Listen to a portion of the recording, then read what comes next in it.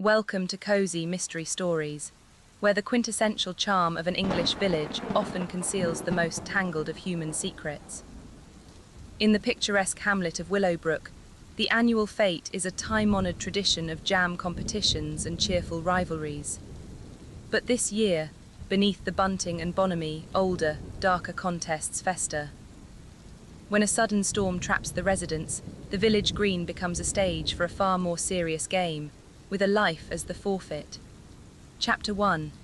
But my dear reader, the truth is often disguised in the most ordinary of spectacles. And what could be more ordinary, more quintessentially English than the Willowbrook Village Fete? It was an affair painted in the gentle pastels of a summer afternoon, a watercolour of maple ribbons, triumphant marrows, and the determined. Lie cheerful notes of a brass band slightly out of tune. One must always, however, look for the oils beneath the watercolour, the darker, richer tones that give the picture its true depth. I, Miss Elena Vance, have lived in Willowbrook long enough to know that its tranquillity is a carefully curated illusion. From my vantage point near the tea tent, a perch I had selected for its excellent view of both the cake competition and the human heart, I observed the proceedings. One must always consider the little grey cells, and there is no better stimulant for them than a slice of Victoria sponge and the subtle theatre of village life. The central player in our little drama, though he was blissfully unaware of his casting, was Lord Alistair Blackwood. He was the local squire, a man built of tweed and entitlement, with a face that seemed permanently flushed with indignation. He moved through the Fete not as a participant, but as a monarch inspecting his domain, his presence casting a pall over the forced gaiety. I watched as he paused by the vegetable tent, his lip curled in a sneer at the offerings. His gaze fell upon Silas Croft, a tenant farmer whose face was as weathered and furrowed as the soil he tilled. Silas stood with proprietorial pride beside a marrow of such gargantuan proportions, it seemed to defy nature.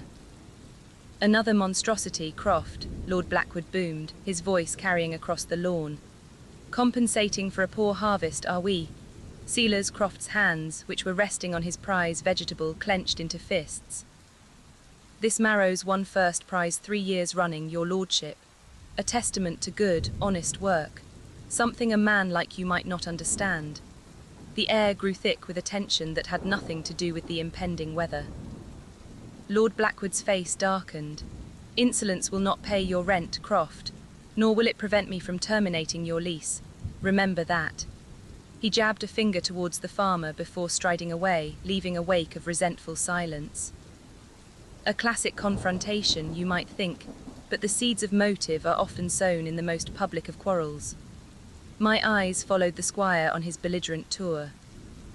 He intercepted his wife, Lady Beatrice, a creature of such ethereal, melancholic beauty that she seemed utterly misplaced in the hearty setting of a village fete. She had the eyes of someone who had seen too much, yet revealed too little.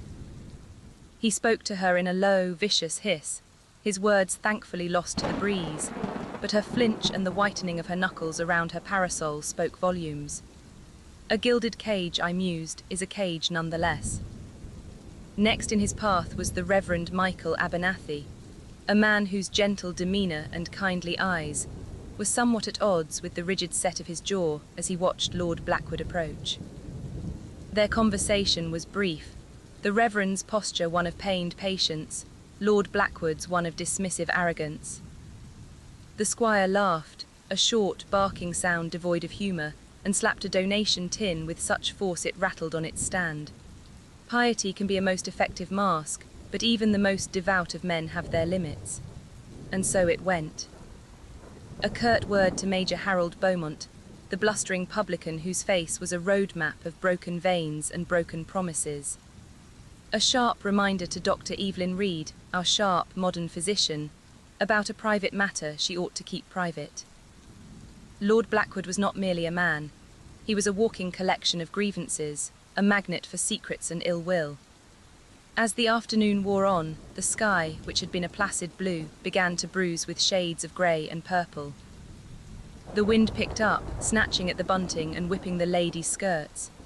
The first drops of rain, fat and cold, splattered against the canvas of the tents. There is nothing that disperses an English crowd quite so efficiently as the threat of a proper downpour. The cheerful chaos of the fete dissolved into a frantic dash for cover. Most sought refuge in the vicarage, its sturdy stone walls promising sanctuary, while others hurried to Major Beaumont's pub, the Blackwood Arms, an irony that was not lost on me. I gathered my things and was about to join the exodus to the vicarage when a sudden, deafening crack of thunder shook the very ground. The heavens opened, and the rain came down not in sheets, but in a solid, blinding curtain. It was in the heart of this elemental fury that the first true act of our tragedy occurred. A scream cut through the roar of the storm, a sound of pure terror that no thunder could disguise. It came from the direction of the vegetable tent. A few brave souls, myself included, huddled under umbrellas and ran towards the sound. There, amidst the ruined displays and the prize-winning marrow that now seemed grotesque in its triumphant size, lay the body of Lord Alastair Blackwood. He was sprawled on the damp grass, his tweed jacket soaked, his face frozen in a rictus of surprise and pain. In his hand he still clutched a silver hip flask. The scream had belonged to Penny Croft, Silas's daughter, a pretty, vibrant girl who worked at the manor. She stood, pale and trembling, pointing a finger at the still form. Dr. Reed was the first to reach him. She knelt, her face a mask of professional composure, and felt for a pulse. After a moment that stretched into an eternity, she looked up, her expression grim. "He's gone." Just then a man came running from the edge of the village, his face ashen. The bridge is gone, the flash flood, it's taken the whole thing. And just like that, the curtain fell. The quaint watercolour of the Willowbrook Fete was washed away, revealing the stark, dramatic oils of a murder scene. The rain hammered down, erasing footprints and washing away secrets, while the wind howled like a chorus of accusing ghosts. We were trapped. 7 likely suspects, 1 body, and a village that had suddenly become a prison. The play, my dear reader, had well and truly begun. Chapter 2. A closed community, when sealed by fate, becomes a pressure cooker of suspicion. With the bridge gone and the telephone lines as dead as our late squire, Willowbrook had transformed from a hamlet into an island. The initial shock gave way to a creeping, insidious fear. The murderer was not some outsider, some nameless tramp who had passed through. No, the killer was one of us. They had sheltered from the storm with us, had perhaps even shared a cup of tea and a cucumber sandwich before committing the foul deed. The self-appointed custodian of order was Major Beaumont, who, with the bumbling assistance of our sole village constable, P.C. Roberts, a young man more accustomed to dealing with lost sheep than foul play, moved Lord Blackwood's body to the V. Stry, the vicarage became our unwilling headquarters, a place of sanctuary now tainted by the grim reality of our situation. I chose a quiet corner of the Reverend's study, away from the flutter of panicked speculation in the main hall. One learns more by listening than by speaking, and in the quiet hum of fear, truths have a way of slipping out. It was time for the little grey cells to begin their work. Lord Blackwood had not been shot or stabbed, there was no mark on him. Poison, then. It is a woman's weapon, some say, but that is a foolish generalization. It is the weapon of the cunning, the patient, the one who prefers to strike from the shadows. And as I looked around at the faces gathered in the vicarage, Lady Beatrice, pale and withdrawn, Silas Croft, simmering with a righteous anger that seemed a little too pronounced, the Reverend offering comfort with hands that trembled slight. I saw that cunning was in no short supply. My first quiet conversation was with Dr. Reed. She had joined me in the study, ostensibly to escape the hysterics of Lady Beatrice. "It wasn't his heart, was it?" I asked, keeping my voice low. Evelyn Reed looked at me, her gaze sharp and appraising. "You are an observant woman, Miss Vance. No, it was not his heart, though his heart was weak. The cyanosis, the faint odour on his breath, it's too early to be certain without a proper examination, but I would wager he was poisoned." Something from your stores, perhaps. Her eyes narrowed. My medical bag is locked and the surgery is secure. I am meticulous about these things. She paused. He carried that flask everywhere. Brandy, he called it. A fool. His heart was a ticking clock, and he insisted on winding it faster. The flask, ah yes, the flask. It sat now on the Reverend's desk, bagged and tagged by the hapless P.C. Roberts. The instrument of death, most likely. Who had the opportunity to tamper with it? In the jostle and chaos of the fete, anyone could have.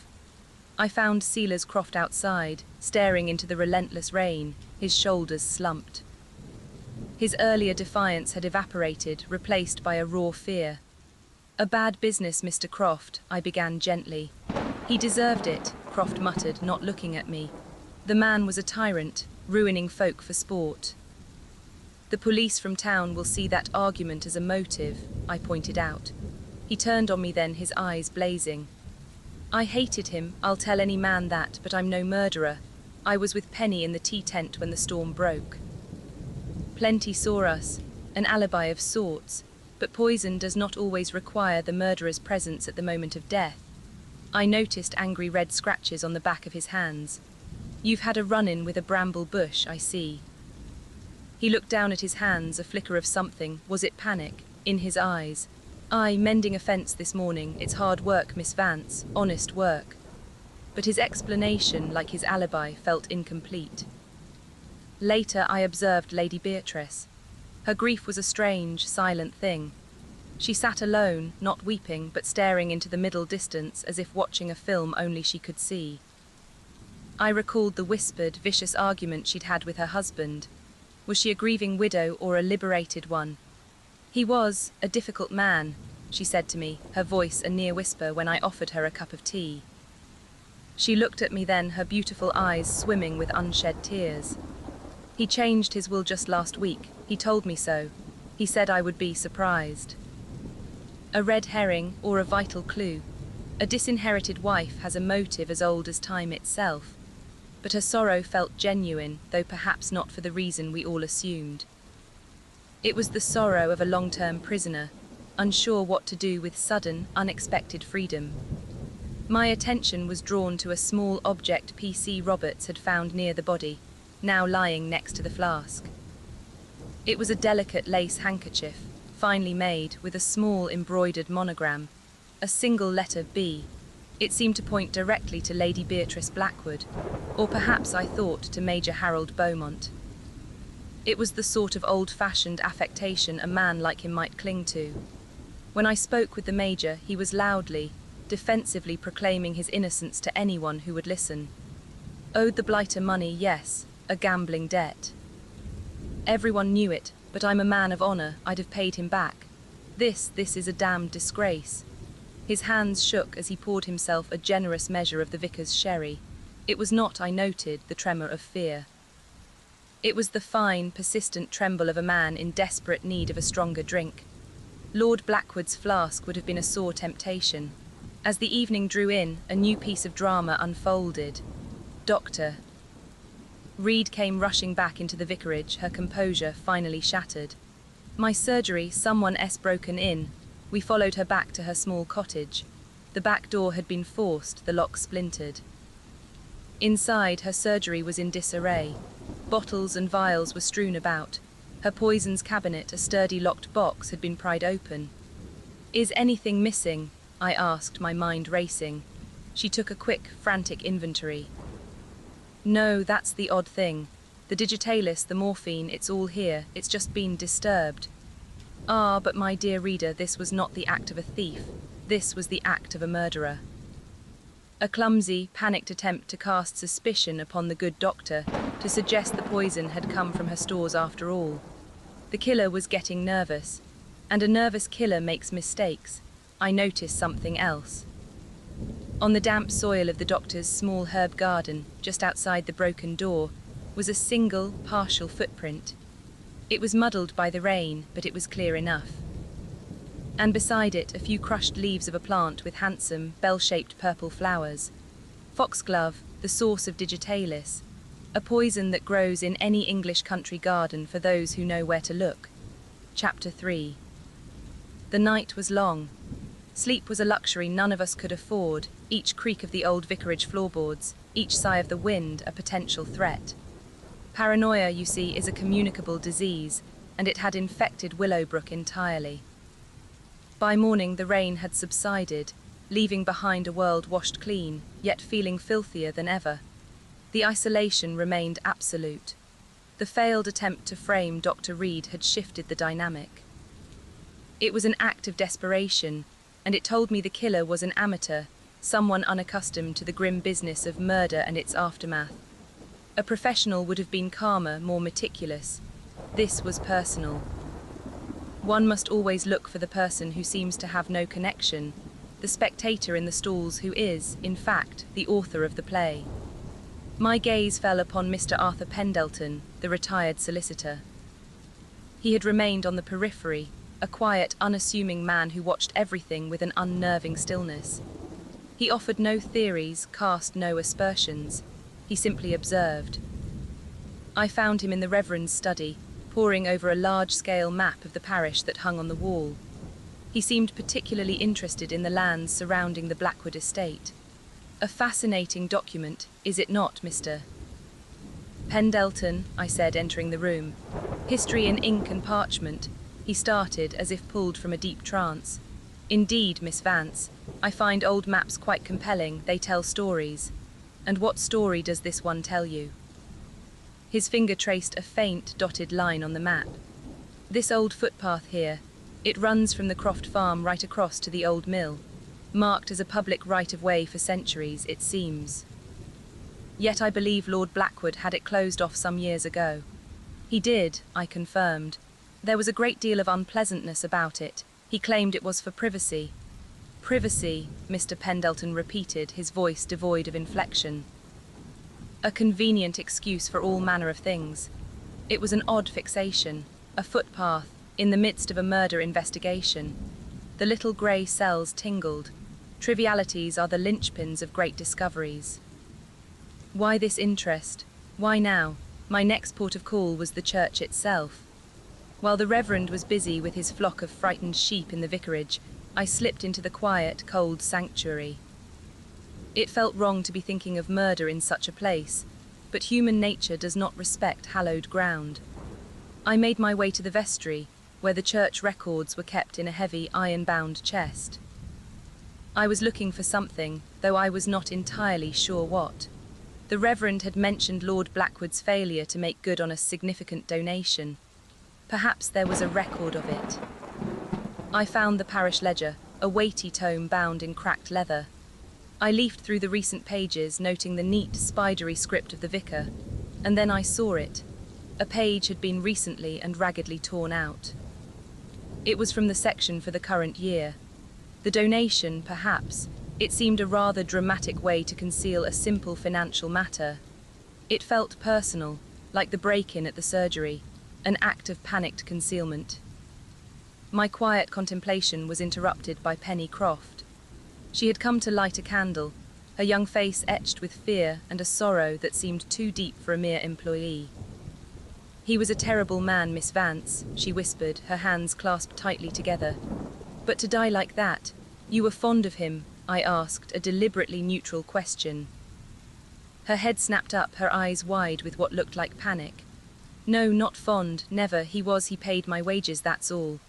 Her denial was too quick, too vehement. There was a secret there, a painful one. The rumour of his unwelcome attentions was likely more than a rumour. But was it a secret she was keeping for herself or for someone else? I thought of Silas Croft's fierce, protective love for his daughter. A father's rage can be a powerful and deadly thing. Armed with these new, disparate threads, a footpath, a torn ledger page, a daughter's fear, I returned to the vicarage.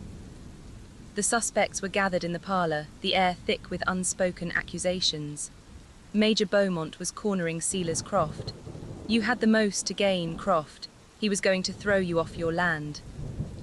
"And you owed him a fortune," Croft shot back. "Maybe you thought this would wipe the slate clean." It was then that I turned my attention to the clue of the handkerchief.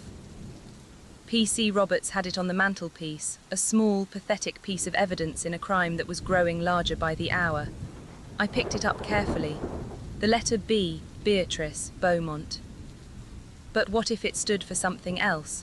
What if it was not an initial but part of a name? My mind sifted through the residents of Willowbrook. No one else of consequence fit. I let the matter rest, but it niggled at me, a loose thread on a tapestry.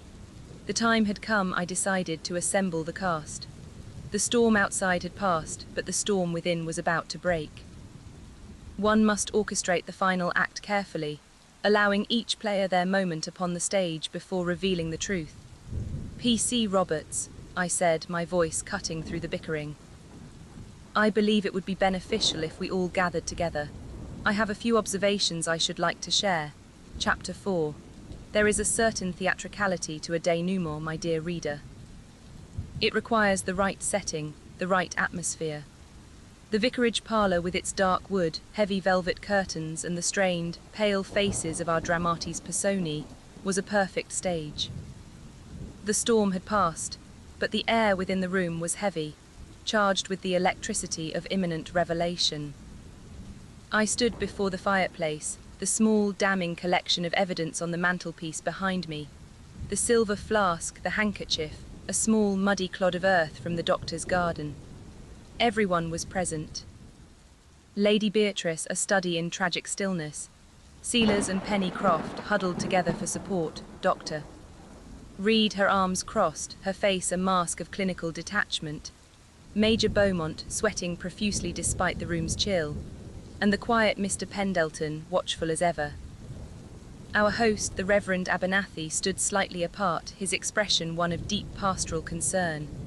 We are all agreed on one thing, I began, my voice calm and measured.